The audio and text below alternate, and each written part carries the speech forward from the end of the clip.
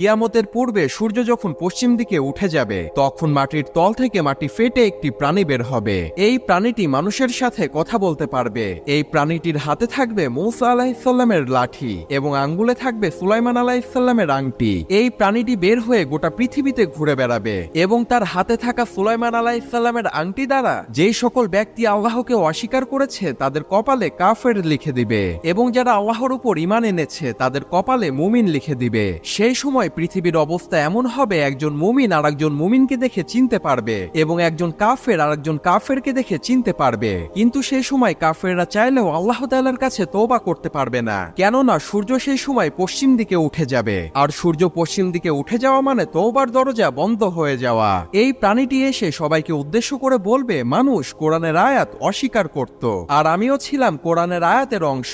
আজ আমি বের হয়ে এসেছি আর এই প্রাণীটির নাম হবে দাব্বাতুল আরদ।